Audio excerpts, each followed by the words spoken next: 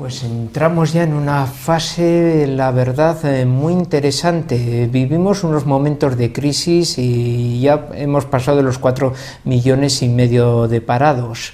Don José María, en ese momento inicial de Alianza Popular, parte de aquellos protagonistas habían formado parte del equipo Eficacia, de los que habían desarrollado España, ¿no? Gonzalo Fernández de la Mora, Federico Silva, Laureano López Rodó. Usted estuvo también formando parte de ese equipo técnico que puso a España como una potencia a nivel económico. ¿Cómo era aquella gente? ¿Qué perfil era el de aquellos españoles que consiguieron poner a España, bueno, en una altura económica que ahora nos parece, bueno, pues sencillamente imposible, ¿no? Tenían una gran formación. Laureano López Rodó pues hizo los planes de desarrollo y efectivamente fueron exitosos. Es decir, los planes de desarrollo pues pusieron a España a un nivel tan importante que se convirtió en la 9ª potencia industrial del mundo. Es decir, que estamos hablando ya de algo muy importante, teniendo en cuenta todo lo que había sido la evolución del régimen español. Es decir, llegó a ese momento en que efectivamente logró éxitos verdaderamente muy considerables. Efectivamente, había gente muy importante con una formación previa. Es decir, las señoritas o los señores que gobiernan hoy con el señor Zapatero, pues no tienen formación ninguna, son unos señores que aparecen por ahí, que son unos don nadie o doñas nadie, que no significan absolutamente nada en la sociedad, ni política, ni económica, ni nada del país. Están ahí, pues no se sabe por qué. Pero en aquella época, efectivamente, había gente de gran valía. Estamos hablando, por ejemplo, de Federico Silva Muñoz, el que llamaban el ministro de Eficacia, y evidentemente fue un hombre muy eficaz en obras públicas. Fernández de la Mora, pues era un hombre que, aparte de ser un gran intelectual, pues era un hombre de gran categoría, hubiera sido un gran ministro en cualquier otro ministerio que hubiera tenido que dirigir, ¿verdad? Pero el de obras públicas pues lo hizo admirablemente bien, no cabe duda. Y como él, pues otros tantos, Cruz Martínez Esteruelas, pues fue un gran ministro.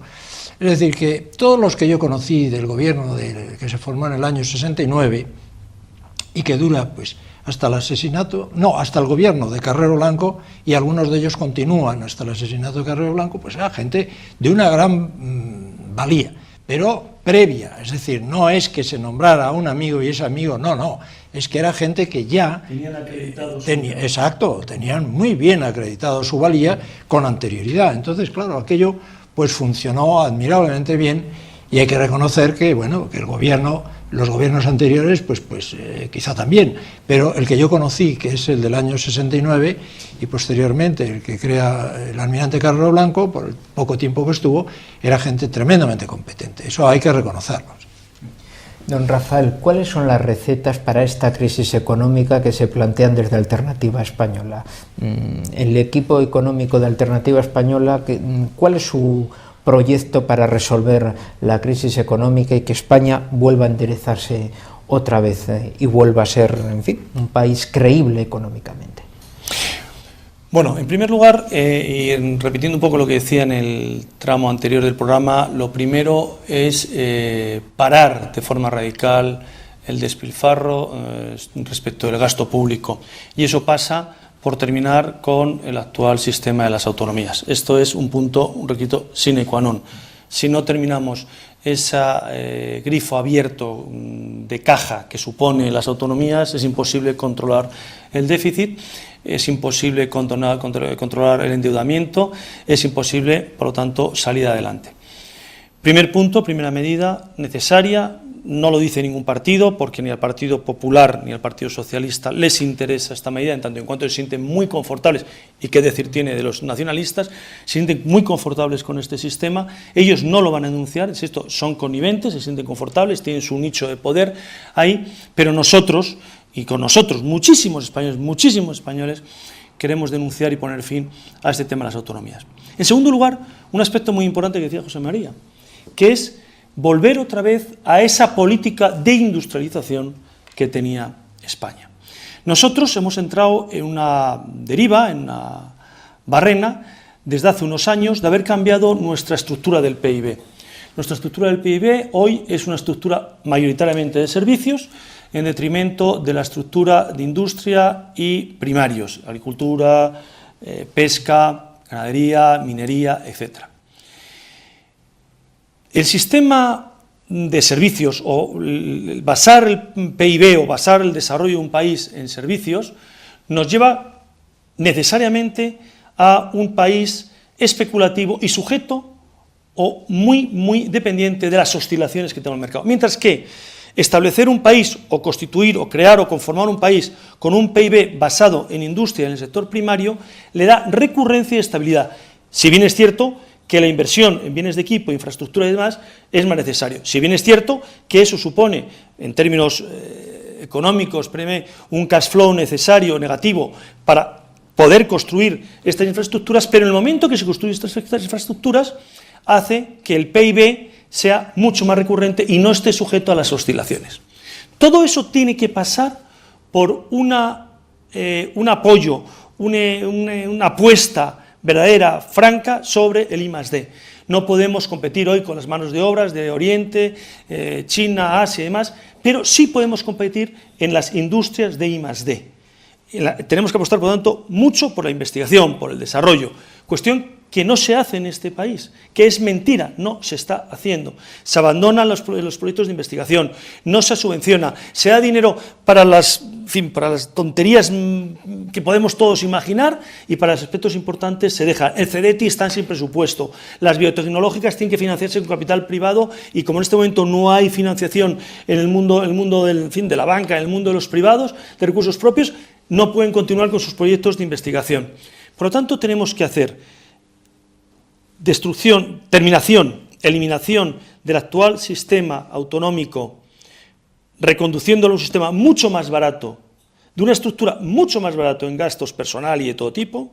Segundo, reconvertir nuestro PIB, terminando la vocación de los servicios y reconduciéndolo nuevamente a la política industrial primaria, apostando por el I+D. Y por último, el tema laboral. El tema laboral es fundamental.